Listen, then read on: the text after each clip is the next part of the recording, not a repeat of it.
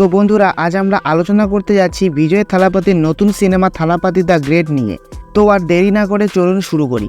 তবে তার আগে ভিডিওটি লাইক করে দিন এবং চ্যানেলটিকে সাবস্ক্রাইব করে ফেলুন। সিনেমার শুরুতে আমরা মরুভূমির মধ্যে একটি ট্রেনকে চলতে দেখি। সেই ট্রেনে একটি নিউক্লিয়ার অস্ত্র রয়েছে এবং কিছু আতঙ্কবাদী সেটি দখল করেছে। আমরা দেখি আতঙ্কবাদীদের আটকানোর জন্য স্যাস অ্যান্টি টেররিস্ট গ্রুপের একটি হেলিকপ্টার পাঠানো হয়েছে। আতঙ্কবাদী দলের প্রধান হলো মেনন, যিনি পুরো অপারেশনটি পরিচালনা করেছে। মেননের দল একটি বিজ্ঞানীকে ধরে নিয়ে আসে নিউক্লিয়ার অস্ত্রের উপর পরীক্ষা করানোর জন্য, কিন্তু তারা সন্দেহ করতে শুরু করে যে বিজ্ঞানী আসলে অন্য কেউ, কারণ তার কণ্ঠস্বর অন্যরকম শোনা যাচ্ছিল। পরে দেখা যায় যে বিজ্ঞানী আসলে স্যাস টিমের একজন লিড অফিসার, আর সেই অফিসার কেউ নয়, আমাদের সকলের প্রিয় বিজয় থালাপতি, যিনি এই মুভিতে গান্ধীর চরিত্র অভিনয় করেছেন। এরপর ট্রেনের ভিতরে তুমুল অ্যাকশন শুরু হয়। একাই পুরো আতঙ্কবাদী দলের বিরুদ্ধে দাঁড়িয়ে থাকে গান্ধী, কিন্তু আতঙ্কবাদী দল হেলিকপ্টারের দিকে গুলি ছুটছে এবং হেলিকপ্টার থেকে যদি গুলি ছোড়া হয় তবে যে কোনো সময় ট্রেনে বিস্ফোরণ হতে পারে। দলের বাকি সদস্যরা হেলিকপ্টারে ফিরে আসে এবং গান্ধী নিউক্লিয়ার অস্ত্রটি তুলে নিয়ে ট্রেনের বিস্ফোরণের আগেই হেলিকপ্টারে উঠে পড়ে। মেনন সেখানে আটকে যায় আর সবাই মনে করে যে সে বিস্ফোরণের সঙ্গে মারা গেছে। এরপর আমরা দেখি গান্ধীর স্ত্রীকে, যিনি বর্তমানে হাসপাতালে ভর্তি আছেন। তার আরও একটি সন্তান জন্মাতে চলেছে আর তাদের 5 বছরের বয়সী একটি ছেলে আছে যার নাম জীবন। 3 জনের সুখের পরিবার আর একটি নতুন সদস্য আসতে চলেছে। গান্ধী সবসময় মেয়ে চেয়েছিল, কিন্তু তার স্ত্রী চেয়েছিল ছেলে। গান্ধী টেররিস্ট গ্রুপের বিরুদ্ধে লড়াই করে, ইন্টেলিজেন্স এজেন্সির বিরুদ্ধে লড়াই করে, কিন্তু সে শুধু তার স্ত্রী অনুকে ভয় পায়। এরপর আমরা দেখি স্যাস টিমের একটি পার্টি, যেখানে কল্যাণ, সুনীল, অজয় এবং তাদের হিটম্যান নাজির স্যারও আসেন। এরা ইন্টেলিজেন্স টিমের সদস্য হলেও তারা পুরনো বন্ধু। আবার আমরা দেখতে পাই যে গান্ধীর স্ত্রী অনু আবারও হাসপাতালে গিয়েছে, কিন্তু এবারও গান্ধী কাজের অজুহাতে বাইরে চলে যায়। সুনীলের স্ত্রী একজন ডাক্তার আর অনু তার কাছেই যায়। অনু সুনীলের স্ত্রীকে বলে, আমার মনে হচ্ছে গান্ধীর বাইরে কোনো প্রেম চলছে। মাঝে মাঝে সে আমাকে ফোন করে আর কখনো কখনো আমি অন্য মেয়ের গলা শুনি। আমি মনে করি যে আমাকে প্রতারণা করছে। যদি এটি সত্যি হয় তবে অনু বলেছে সে গান্ধীকে ছেড়ে দেবে, কারণ সে একজন স্বাবলম্বী নারী। এরপর বাড়িতে ফিরে অনু গান্ধীকে প্রচণ্ড বকাঝকা করে, এই বলে যে সে বাইরে প্রেম করেছে। গান্ধী সবকিছু অস্বীকার করে আর বলে, আমি একজন সিক্রেট এজেন্ট এবং স্যাসের হয়ে কাজ করি। কিন্তু তার স্ত্রী কিছুতেই বিশ্বাস করে না। গান্ধী তখন বলে, আমি আছি, কিছুই হবে না।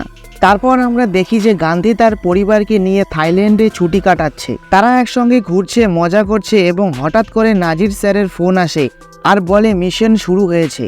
আর তারপর আমরা দেখি গান্ধী একটি সিক্রেট কোড চুরি করতে একটি ক্লাবে যায়। তারপর সে কোডটি চুরি করে প্যারাশুট দিয়ে পালিয়ে যায়, কিন্তু ততক্ষণে তার মুখ সবাই দেখে ফেলে। এর পরের দিন তারা যখন বাইরে বেরোয় তখন তাদের উপর কিছু লোক অ্যাটাক করে, কিন্তু গান্ধী তার পরিবারকে নিয়ে একটি ট্যাক্সিতে করে পালাতে থাকে। তারপর তার স্ত্রী লিভারের ব্যথায় ছটফট করছিল, কিন্তু গান্ধীর কাছে আর কোনো বিকল্প ছিল না। তাকে আতঙ্কবাদীদের সঙ্গে লড়তে হচ্ছিল, আবার তার স্ত্রীর দেখভাল করতে হচ্ছিল। গান্ধী তার সন্তান ও স্ত্রীকে একটি পোশাকের মার্কেটে লুকিয়ে রেখে আতঙ্কবাদীদের সঙ্গে লড়াই করতে শুরু করে। তার স্ত্রী তখন ভীষণ লিভারের ব্যথায় কাতরাচ্ছিল আর গান্ধী অসহায় বোধ করছিল। ঠিক তখনই তার বন্ধু কল্যাণ এসে আতঙ্কবাদীদের গুলি করে মেরে ফেলে এবং গান্ধীকে বলে, তুমি তোমার স্ত্রীকে নিয়ে হাসপাতালে যাও। হাসপাতালে ভর্তি করানোর পর গান্ধী বিল দেওয়ার জন্য বাইরে আসে। তার ছেলে জীবন তাকে বলে, বাবা আমার পা ব্যথা করছে। গান্ধী তাকে একটি জায়গায় বসিয়ে বিল দেওয়ার জন্য চলে যায়, কিন্তু যখন সে ফিরে আসে দেখে তার ছেলে সেখানে নেই। গান্ধী চারপাশে খুঁজতে থাকে, কিন্তু তার ছেলের কোনো খোঁজ পাওয়া যায় না। তাকে তার স্ত্রীকে জবাব দিতে হবে আর সে প্রচণ্ড কান্নায় ভেঙে পড়ে, কিন্তু তার ছেলের কোনো চিহ্ন নেই। পরে সে জানতে পারে যে কিছু পুড়ে যাওয়া শিশুর দেহ পাওয়া গেছে। গান্ধী সেই জায়গায় যায় এবং পুড়ে যাওয়া দেহগুলির মধ্যে একটি দেহ তার ছেলের বলে চিনতে পারে না, কারণ দেহটি সম্পূর্ণ পুড়ে গেছে।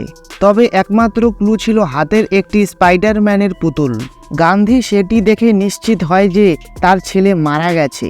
তার পরিবারে কেউই জানতো না যে সে আসলে কী কাজ করত। এত বছর ধরে সে তার স্ত্রী এবং সন্তানকে অন্ধকারে রেখেছিল। তার গোপন কাজের কারণে তার ছেলে আজ আর নেই। গান্ধী তার স্ত্রীকে সবকিছু বলে, কিন্তু তার স্ত্রী তাকে ক্ষমা করতে পারে না। ততক্ষণে তাদের আরেকটি সন্তান জন্ম নিয়েছে, আর সেটি মেয়ে।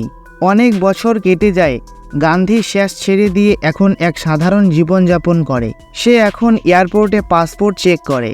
অনু তার স্ত্রী গান্ধীর সঙ্গে সব সম্পর্ক ছিন্ন করে ফেলেছে। এত বছরে সে গান্ধীর সঙ্গে একবারও কথা বলেনি। তার মতে তাদের ছেলের মৃত্যুর জন্য একমাত্র দায়ী গান্ধী, কারণ সে তার গোপন কাজের কথা পরিবারের কাছ থেকে লুকিয়ে রেখেছিল। অনু আর গান্ধী মাঝে মাঝে তাদের মেয়ের মাধ্যমে কিছু কথা বলে। একদিন তার মেয়ে তার মা বাবার সাথে একটি পার্টিতে যায়। সেখানে গান্ধীর পুরনো স্যাস দলের সদস্যরা উপস্থিত ছিল। তারা এখনও স্যাসের হয়ে কাজ করছে। গান্ধীর মেয়ে তাকে বলে, মা বলেছে তুমি রাতে আমাকে বাড়িতে পৌঁছে দেবে কি না। গান্ধী সম্মতি জানায়, তোমার মাকে বলো আমি নিরাপদে তোমাকে পৌঁছে দেব। পার্টিতে গান্ধীর পুরনো বন্ধুরা তাকে বোঝাতে থাকে, কতদিন তুমি নিজেকে দোষারোপ করবে। তুমি আমাদের মস্কো অফিসে কাজ করতে যাও। তুমি বলেছিলে আর ফিল্ড মিশনে যাবে না, তাই আমরা তোমাকে অন্য কাজ দিয়েছি। অনেকের অনুরোধে গান্ধী রাজি হয় এবং মস্কো চলে যায়। সেখানে তার মেয়ের সাথে ভিডিও কলে কথা হয়, আর তার মেয়ে খুব খুশি হয়। পরে দেখা যায় রাশিয়ার কিছু লোক ভারতীয় দূতাবাস ঘিরে বিক্ষোভ করছে। গান্ধী চেষ্টা করে পরিস্থিতি শান্ত করতে, কিন্তু বিষয়টি তার নিয়ন্ত্রণের বাইরে চলে যায়। দূতাবাসের ওপর হামলা হয় এবং কিছু গ্যাং এসে সবাইকে মারধর শুরু করে। গান্ধী তাদের থামানোর চেষ্টা করে এবং নিজেও লড়াই করে। হঠাৎ একজন ছেলে গান্ধীর দিকে এগিয়ে এসে তার সাথে লড়াই করতে শুরু করে। সেই ছেলেটি এমনভাবে গান্ধীর দিকে তাকায় যেন তাদের মধ্যে কোনো গভীর সম্পর্ক আছে। সবকিছু শান্ত হওয়ার পর পুলিশ আসে এবং সেই ছেলেটি পালিয়ে যায়। গান্ধী তার দলের সদস্যদের বলে সেই ছেলেটি কে তা খুঁজে বের করতে, কিন্তু এর আগে সেই ছেলেটি নিজে গান্ধীর সামনে এসে উপস্থিত হয় এবং তাকে অনুসরণ করতে বাধ্য করে। সে গান্ধীকে একটি খোলা জায়গায় নিয়ে যায়। তাকে নিয়ে যাওয়ার পর ছেলেটি গান্ধীকে বলে, আমার মনে হয় আপনি আমার বাবা। আপনাকে আমি অনেক আগে দেখেছিলাম যখন আমি খুব ছোট ছিলাম, কিন্তু আমার স্মৃতিগুলো সব ঝাপসা হয়ে গেছে। গান্ধী এটা শুনে কেঁদে ফেলে, যেন সমস্ত আবেগ তার মধ্যে থেকে বেরিয়ে আসছে, এবং বলে, তুমি এতদিন কোথায় ছিলে? কেন আমাদের কাছে ফিরে আসিসনি? জানিস না আমি আর তোর মা কত কষ্ট পেয়েছি? আমরা আজও খাবার মুখে তোলার আগে তোর কথা ভাবি। তুই আমার সাথে চল, ভারতে ফিরে চল, তুই নিরাপদে থাকবি। তখন জীবন বলে, আমি ফয়জল গ্যাংয়ের জন্য কাজ করি। এরপর বাবা ছেলে একসাথে দুর্দান্ত অ্যাকশন সিনে দেখা যায়। গান্ধী বাইক চালায় আর জীবন পিছন থেকে গুলি চালাতে থাকে। কোনোভাবে তারা পালানোর পরিকল্পনা করে এবং সুনীল তাদের পাসপোর্ট তৈরি করে নিয়ে তাদের ভারতে নিয়ে আসে। এরপর দেখা যায় গান্ধী ও জীবন অনুর বাড়িতে যায়। অনু তার ছেলেকে দেখে গান্ধীকে মাফ করে দেয়। ধীরে ধীরে পুরো পরিবার একত্রে হতে শুরু করে, আর সবকিছু যেন আবার শান্তিপূর্ণ ও আনন্দময় হয়ে ওঠে। এরপর গল্পের আরেক চরিত্র আজহারকে দেখানো হয়। মনে হয় সে কিছু গুরুত্বপূর্ণ তথ্য জেনেছে, কারণ অনেকদিন ধরে তাদের গোপন তথ্য ফাঁস হয়ে যাচ্ছিল আর তাদের এজেন্টরাও নিহত হচ্ছিল। আজহার সেই রাতে চেন্নাইয়ের ট্রেন ধরার আগে গান্ধীকে ফোন করে এবং বলে, তোমার সাথে একটা জরুরি বিষয় শেয়ার করতে চাই। কিন্তু তার ফোন কল ট্র্যাক করা হচ্ছিল। আজহারের সঠিক অবস্থানে একজন হেলমেট পরা লোক পৌঁছে যায় এবং তার সাথে লড়াই করতে শুরু করে। ওই লোকটির কাছ থেকে কিছু প্রমাণ চুরি করার চেষ্টা করা হচ্ছিল। এর আগে গান্ধী মেট্রোর ভিতরে এসে পৌঁছে যায়। আজহার আর ওই লোকটির মধ্যে ফেস অফ হয়, কিন্তু গান্ধীকে প্রথমে সেই ছেলেটির সাথে লড়াই করতে হয়। গান্ধী তাকে আটকানোর অনেক চেষ্টা করে, কিন্তু সেই ছেলেটির দক্ষতা খুবই উন্নত ছিল। সে গান্ধীকে ভালোই টক্কর দিচ্ছিল এবং তার হেলমেট সে খুলতে চায় না। গান্ধী ও আজহার বহু চেষ্টা করে, কিন্তু ছেলেটি তার মুখ দেখায় না। এক পর্যায়ে সেই ছেলেটি গান্ধীকে মেট্রোর জানালায় আঘাত করে এবং কাঁচ ভেঙে গান্ধীর মাথায় লাগে। মাথায় আঘাতের কারণে গান্ধীর মাথা ঘুরতে থাকে। তখন ছেলেটি তার পকেট থেকে একটি ছুরি বের করে এবং আজহারের গলা কেটে দেয়। আজহার গান্ধীর চোখের সামনেই মারা যায়। এরপর সেই ছেলেটি মেট্রো থেকে বেরিয়ে যায় এবং সঙ্গে সঙ্গে তার পোশাক বদলাতে থাকে। আমরা দেখতে পাই সেই ছেলেটি আর কেউই নয়, গান্ধীর ছেলে জীবন। ঠিক তখনই চেন্নাইয়ে সিএসকে এর খেলা চলছিল এবং মেট্রো থেকে বহু লোক হলুদ জার্সি পরে বের হচ্ছিল। গান্ধীর ছেলে হলুদ জার্সি পরেছিল। গান্ধী তাকে খুঁজে বের করার চেষ্টা করে, কিন্তু তাকে খুঁজে পায় না। এরপর আমরা জীবনের ইতিহাস সম্পর্কে জানতে পারি। আসলে হাসপাতাল থেকে জীবনকে চুরি করা হয়েছিল আর সেটি মেনন করিয়েছিল, মানে মেনন তখনও জীবিত ছিল। আমরা ফিরে যাই সেই ট্রেনের বিস্ফোরণের দৃশ্যে। যেখানে মেননের পুরো পরিবার ছিল। ট্রেন বিস্ফোরণে তার পুরো পরিবার মারা গিয়েছিল, শুধু মেনন বেঁচে ছিল, যদিও তার শরীরের পোশাক পুড়ে গিয়েছিল। তখন সে একটা পরিকল্পনা করে যে সে গান্ধীর ছেলেকে এমনভাবে গড়ে তুলবে যেন ছেলে তার বাবাকে হত্যা করে। মেনন একটি স্থানীয় গ্যাংয়ের মাধ্যমে জীবনকে অপহরণ করায়। ছেলেটিকে এমনভাবে নির্যাতন করা হয় যাতে সে তার অতীতের সব কিছু ভুলে যায়। মেনন সেই পুড়ে যাওয়া একটি শিশুর দেহ পরিকল্পনা করে বদলে দেয় যাতে গান্ধী ভাবে তার ছেলে মারা গেছে। যখন স্থানীয় গ্যাং জীবনের উপর অত্যাচার করছিল তখন মেনন একটি ভালো লোক সেজে আসে এবং সব কিছু সমাধান করে ছেলেটিকে উদ্ধার করে। কিন্তু আসলে সেই পুরো পরিকল্পনার মূল কাঠি ছিল মেনন। সে ধীরে ধীরে জীবনের মনকে নিয়ন্ত্রণ করে এবং তাকে বিশ্বাস করায় যে মেননই তার আসল বাবা আর গান্ধী তার জীবনের সমস্ত কষ্টের কারণ। ছোটবেলা থেকেই মেনন জীবনের মস্তিষ্ক ধোলাই করে। জীবন যখন বড় হয়ে ওঠে তখন সে গ্যাংয়ের ব্যবসা নিয়ন্ত্রণ করতে শেখে। একদিন মেনন জীবনের সামনে কাঁদতে কাঁদতে বলে, আমার পুরো পরিবারকে ধ্বংস করেছে আর সেটা কেউ নয়, তোর বায়োলজিক্যাল বাবা গান্ধী। মেনন বলে, আমি তোকে বলতে পারবো না যে তুই তাকে মেরে ফেল। তোর বাবাকে মেরে ফেলতে বলার চেয়ে আমি নিজেকে আত্মহত্যা করে ফেলবো। এটা শোনার পর জীবন খুশি হয়নি, বরং আরও বেশি রেগে যায়, কারণ কেউ তার বাবা মানে মেননকে কষ্ট দিয়েছে, আর সেই ব্যক্তি আর কেউ নয়, তার বায়োলজিক্যাল বাবা গান্ধী। জীবন বলে তাকে কত কষ্ট দিয়ে মারতে হবে বাবা, সেটি তুমি ঠিক করবে। বর্তমান দিনে আমরা দেখি জীবন সবার থেকে লুকিয়ে শান্তিতে বসবাস করছে, কেউ তার উপর সন্দেহ করছে না এবং সে একে একে গান্ধীর ঘনিষ্ঠ সহযোগীদের হত্যা করছে। সে কোনো বড় প্ল্যানের অংশ হিসেবে কাজ করছিল। জীবন একটি কন্টেনারে করে মেননকে ইন্ডিয়ায় আনে, কিন্তু নেভির লোক সেই গাড়িটিকে ধরে ফেলে। গান্ধী তার লোকজন নিয়ে ঘটনাস্থলে পৌঁছানোর আগেই জীবন গান্ধীর লোকেদের মধ্যে একজনের মেয়েকে অপহরণ করায়। সেই সদস্য আর কেউ নয়, তার পুরনো বন্ধু সুনীল। গান্ধীকে বাধ্য করা হয় একটি কন্টেনার ছাড়তে, কিন্তু তবুও জীবন সুনীলের মেয়েকে হত্যা করে। গান্ধী যখন নেভি কন্টেনারে সিসিটিভি ফুটেজ দেখতে বলে তখন সেখানে মেননকে দেখে। তখন সে বুঝতে পারে কিছু বড় ঘটনা ঘটতে চলেছে এবং মেনন ফিরে এসেছে। কন্টেইনার ছাড়ার সময় গান্ধীর বন্ধু কল্যাণ তাকে খুব জোর দেয় এবং গান্ধীর মনে তার প্রতি সন্দেহ জাগে।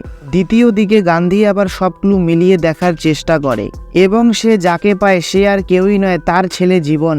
গান্ধীর টিমের সদস্যদের হত্যার জন্য জীবনই দায়ী, কারণ জীবনের ফিরে আসার পর থেকে এই সমস্ত ঘটনা ঘটতে শুরু করেছিল। তারপর আমরা দেখতে পারি জীবন পরিকল্পনা করে যে সিএসকের যেই স্টেডিয়ামে সেমিফাইনাল খেলা হচ্ছিল সেই স্টেডিয়ামটিকে সে বোম দিয়ে উড়িয়ে দিবে। তারপর গান্ধী জীবনকে গ্রেপ্তার করার আগেই জীবন তাকে আহত করে দেয়।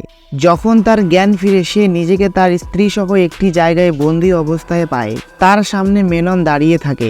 মেনন গান্ধীকে জানায় যে তার ছেলে জীবন এখন কি করতে চলেছে এবং সে কিভাবে গান্ধীকে ঘৃণা করে। ঠিক তখনই গান্ধী মুচকি এসে বলে, তুমি যদি ভিলেন হও তাহলে আমি গান্ধী। আমি তো তোকে 2 ধাপ আগে থেকেই ফাঁদে ফেলেছি, তুই আমার পিছু করিসনি, আমি ইচ্ছে করেই তোকে আমার পিছু করতে দিয়েছি, তোর সব প্ল্যান আমি জানি। তখন আমরা দেখি শেষ টিম সেখানে আক্রমণ করে এবং মেননকে ধরে ফেলে। অন্যদিকে জীবন ইতিমধ্যেই সিকিউরিটি চেম্বারের অ্যাক্সেস নিয়েছে এবং সবাইকে হত্যা করেছে। তার পুরো নিয়ন্ত্রণ এখন তার হাতে। কিন্তু খেলার সমাপ্তি ঘটে। গান্ধী সেখানে পৌঁছয় মেননকে নিয়ে এবং তার মাথায় বন্দুক ধরে। গান্ধী তাকে 2-3টি থাপ্পড় মারে। এটি দেখে জীবন প্রচণ্ড রেগে যায়, কিন্তু সে কিছুই করতে পারে না। তখন মেনন বলে, বাবা তুই তোর উদ্দেশ্য ভুলিস না, আমি এই দিনের অপেক্ষায় ছিলাম। এরপর আমরা দেখি মেননের কথা শোনার পর জীবন সিদ্ধান্ত নেয় পুরো স্টেডিয়াম উড়িয়ে দিবে। তারপর দুজনের মধ্যে প্রচণ্ড লড়াই হয়। প্রচণ্ড লড়াইয়ের পর গান্ধী তার ছেলেকে বোঝানোর চেষ্টা করে এবং তাকে আরেকটি সুযোগ দেয়, কিন্তু জীবন তখন পাগল হয়ে গেছে। মেনন এত বছর ধরে তার মাথায় এত বিষ ঢুকিয়েছে যে জীবন শুধু মানুষের জীবন নিয়ে খেলতে চায়। গান্ধী একজন অফিসার হিসেবে তা হতে দিতে পারে না। হয়তো যদি সে শুধু বাবা হতো তবে সে এখানে দুর্বল হয়ে পড়তো, কিন্তু একজন অফিসার হিসেবে সে এটা হতে দিতে পারে না। তাই শেষ পর্যন্ত গান্ধী নিজেই তার ছেলেকে গুলি করে হত্যা করে। এভাবেই গল্পের সমাপ্তি ঘটে, যেখানে লক্ষ লক্ষ মানুষের জীবন বেঁচে যায়। যদি ভিডিওটি ভালো লেগে থাকে তবে এরকম আরও ভিডিও পেতে চ্যানেলটিকে সাবস্ক্রাইব করুন। তো বন্ধুরা, দেখা হচ্ছে আবার নেক্সট ভিডিওতে।